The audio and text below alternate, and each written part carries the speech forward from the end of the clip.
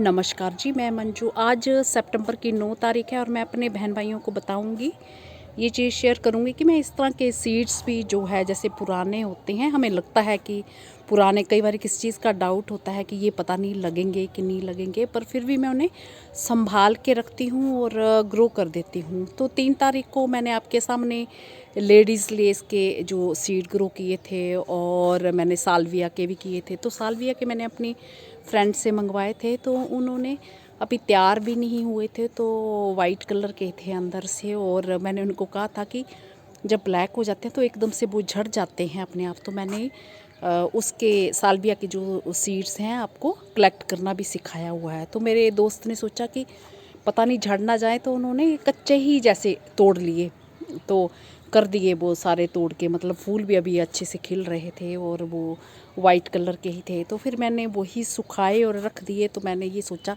लगने तो है नहीं, चलो फिर भी हो सकता कोई अद्धा जो पौधा निकल ही आए। तो इसी तरह से जैसे मैंने उगाऊ वेबसाइट से जीनिया के, लिलीपुट जीनिया के, हालांकि मेरा वो एक भी पौधा नहीं उसका उगा, फिर भी जो कुछ सीड बचे हुए हैं तो वो मैंने संभाल के रखे हुए हैं कि अगली बारी मैं लगाऊंगी, हो सकता कोई एक आधा पौधा ही निकला है। तो कई बार ऐसा हो जाता है, जो नए सीड्स होते हैं उनमें तो खूब सारे पौधे हमारे तैयार हो जाते हैं, बट जो थोड़े पुराने होते हैं तो कई बार उनमें भी जो जर्मिनेशन स्टार्ट हो जाती है, भले ही ज़्यादा ना हो चाहे थोड़ी कम ही हो। तो चलिए इसके रिज़ल्ट्स मैं दिखाई देती हूँ और मैं किस तरह के और सीड लगाना जो है पसंद करूँगी।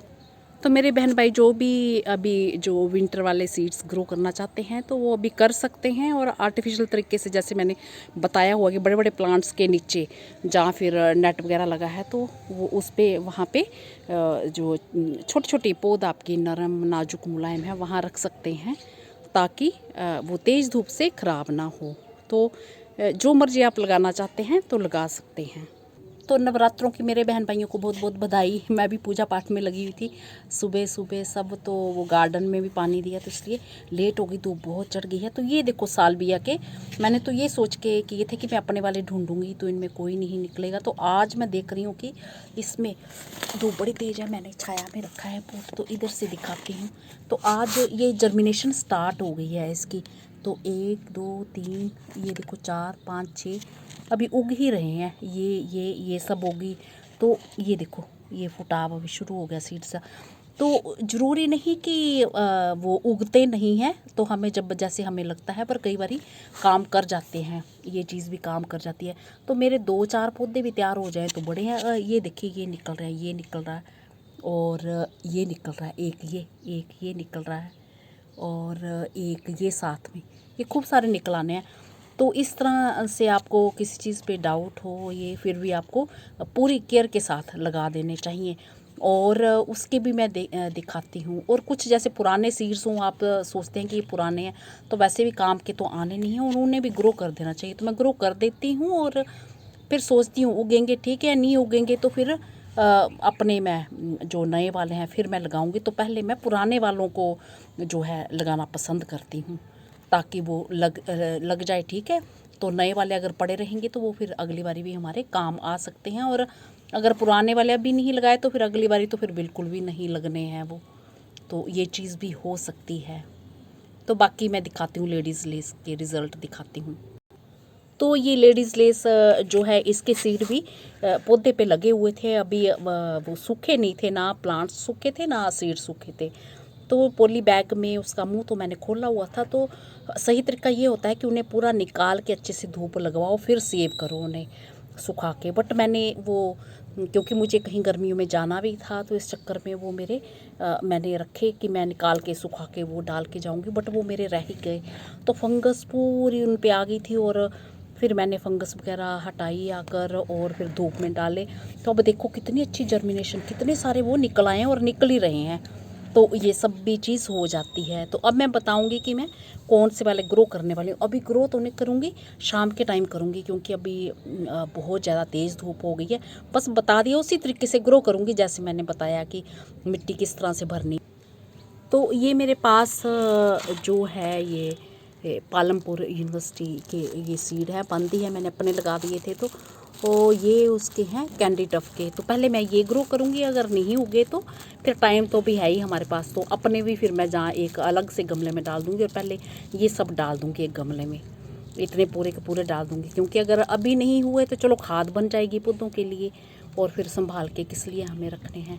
तो जो हमारे नए हैं वो बाद में भी काम आ सकते हैं। और ये इसी तरह से पुराने ये स्वीट विलियम के जो पड़े हैं तो मैंने अपने भी ग्रो किए हैं, जो मैंने चुने थे नए वाले, और ये भी जो पुराने पड़े हैं तो फिर किस काम के, ये भी किसी गमले में ऐसे ही डाल दूँगी। तो मैंने तरीका बताया हुआ है आपको कैसे लगाने हैं।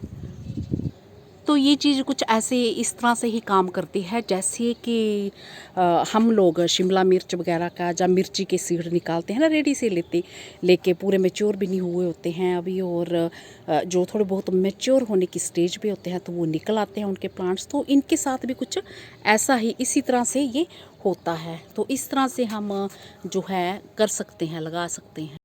तो आज मुझे इतनी खुशी हुई, तो मैं सोच रही थी सालविया का कोई भी नहीं निकलेगा, क्योंकि वो वाइट कलर के थे और सूखे हुए देखे होंगे, सूखे तो खैर वो ब्लैक ही होने थे, और मतलब अच्छी शेप जैसे फ्रेश सीड नज़र नहीं आ रहे थे। और इतने पौधे देख के मुझे बड़ी खुशी हुई। और अभी तो जर्मिनेशन स्टार्ट ही हुई है, कंप्लीट नहीं हुई है, तो अभी मुझे अपनी ढूंढने की ज़रूरत भी नहीं पड़ी। और कई मेरे भाई बहन पूछते हैं कि किस तरह की मिट्टी, तो मैं तो जो भी एनुअल्स ये लगाती हूँ तो उनके लिए खाद वगैरह नहीं डालती हूँ। पुरानी मिट्टी जो पूरी जड़ें जुड़े उनकी सारी अच्छे से तोड़ मरोड़ के, और कोई ढीला नहीं रहना चाहिए, बुरबुरी मिट्टी, उसी को 2-4 गमले पूरे अच्छे से करके फिर मिट्टी दोबारा गमलों में वही को मिक्स करके वो भरती हूँ गमलों को, और फिर उनमें लगाना पसंद करती हूँ।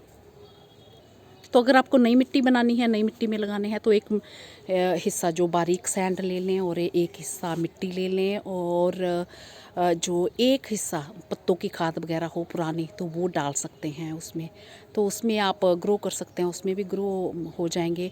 तो बहुत ज़्यादा कोकोपीट ना मिलाएं, तो ज़्यादा वो होने से बीच में पानी बहुत ज़्यादा कई बार रुका रहता है, और फिर छोटे छोटे पौध हमारी ख़राब भी हो सकती है। और जो कल मैंने ये ट्रांसप्लांट किया था बादाम, बड़ी खुशी हुई मुझे देख के, पूरा दिन की धूप कल खाई है इसने, पर ये हरा भरा, तो अब इससे कोई शौक नहीं लगने वाला। कई बार शौक लगता है पत्ते झड़ जाते हैं, बट ये ठीक रहा, ये इसलिए क्योंकि उसका जो थोड़ा बहुत रूट बॉल बना हुआ था उससे ये सुरक्षित रहा।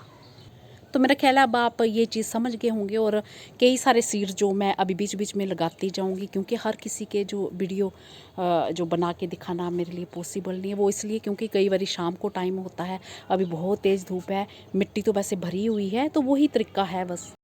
जैसे इस पॉट में मेरे कुछ लगा है तो इसमें मैंने स्वीट विलियम के डाल दिए, तो ये देखिए ऐसे उग गए हैं। तो इस तरह से भी मैं डाल देती हूँ।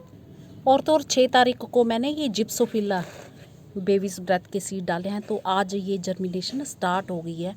आज 9 तारीख है, तो 3 दिन में जर्मिनेशन इसकी स्टार्ट हो चुकी है। तो इस तरह से डाल सकते हैं। और जैसे ये झुंड है ना प्लांट्स का, तो बेबीज ब्रेथ वगैरह इसके नीचे मैंने रख दिए हैं। तो सबसे बढ़िया तो ये रहता है कि छत पे कहीं साइड पे नेट वगैरह हो। जैसे मेरा 2 साल वो एक टुकड़ा मैंने बांधा हुआ था, तो मुझे ज़्यादा मेहनत नहीं करनी पड़ती थी, जो भी मैं सीड लगाती थी उसके नीचे रख देती थी, तो उसमें ज़रूरत अनुसार धूप भी आती थी। तो अब मुझे आर्टिफिशियल तरीके से, जैसे ये घने घने प्लांट्स हैं, इनके बीच में गमले रखने पड़ रहे हैं, तो नेट वगैरह जैसे लगा हो तो सारे के सारे फिर इकट्ठे आ सकते हैं। और ये कोसमोस तो देखिए खूब सारे कैसे। और मेरे जो कैलेंडुला भी मैंने लगाए थे ना 3 को, हाँ वो बारिशें बीच में आ गई थी, पर वो भी काफ़ी सारे पौधे उसमें बन गए हैं, और वो फिर मैं अगले वाले वीडियो में दिखाऊंगी, नहीं तो वीडियो बहुत लंबा हो जाएगा। तो ये आगे पत्ते, ये ऊपर भी पत्ते आने स्टार्ट हो गए हैं।